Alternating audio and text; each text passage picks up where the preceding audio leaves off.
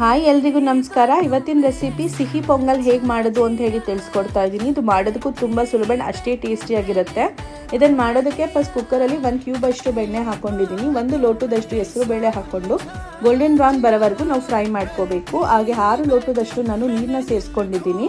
ಹಾಗೆ 1 ಗ್ಲಾಸ್ ಅಷ್ಟು ನಾವು ವಾಶ್ ಮಾಡ್ಕೊಂಡಿರೋಂಥ ಅಕ್ಕಿ ಹಾಕ್ಕೊಂಡು ಇದನ್ನು ಮಿಕ್ಸ್ ಮಾಡಿ ಕುಕ್ಕರ್ ಲಿಡ್ನ ಕ್ಲೋಸ್ ಮಾಡಿ 3 ವಿಷಲ್ನ ಕೂಗಿಸ್ಕೋಬೇಕು.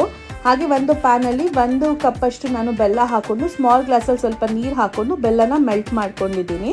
ಹಾಗೆ ಸ್ವಲ್ಪ ತುಪ್ಪನ ಹಾಕ್ಕೊಂಡು ಗೋಡಂಬಿ ಹಾಗೆ ಕೊಬ್ಬರಿ ತುರಿ ಹಾಕ್ಕೊಂಡು ಗೋಲ್ಡನ್ ಬ್ರೌನ್ ಬರೋವರೆಗೂ ನಾವು ಇದನ್ನು ಫ್ರೈ ಮಾಡ್ಕೋಬೇಕು. ಹಾಗೆ ಇದಕ್ಕೆ ದ್ರಾಕ್ಷಿನ ಸೇರಿಸ್ಕೊಂಡು 1 ನಿಮಿಷ ಫ್ರೈ ಮಾಡ್ಕೊಂಡಿದ್ದೀನಿ. ಆ್ಯಂಡ್ ಕುಕ್ಕರ್ ಲಿಡ್ ಓಪನ್ ಮಾಡಿ ಕುಕ್ಕಾಗಿರೋ ರೈಸಿಗೆ ನಾನು ಎಕ್ಸ್ಟ್ರಾ 1 ಲೋಟದಷ್ಟು ಬಿಸಿನೀರನ್ನ ಹಾಕ್ಕೊಂಡಿದ್ದೀನಿ. ಹಾಗೆ ಇದಕ್ಕೆ ಶೋಧಿಸ್ಕೋಬೇಕು, ಬೆಲ್ಲನ ಫಿಲ್ಟರ್ ಮಾಡ್ಕೋಬೇಕು. ಹಾಗೆ ಇದಕ್ಕೆ ಸ್ವಲ್ಪ ಏಲಕ್ಕಿ ಪುಡಿ ಹಾಗೆ ನಾವು ಫ್ರೈ ಮಾಡ್ಕೊಂಡಿರೋಂಥ ಗೋಡಂಬಿ ದ್ರಾಕ್ಷಿನ ಹಾಕ್ಕೊಂಡು ಮಿಕ್ಸ್ ಮಾಡಿಕೊಂಡ್ರೆ ಪೊಂಗಲ್ ರೆಡಿ ಆಗುತ್ತೆ.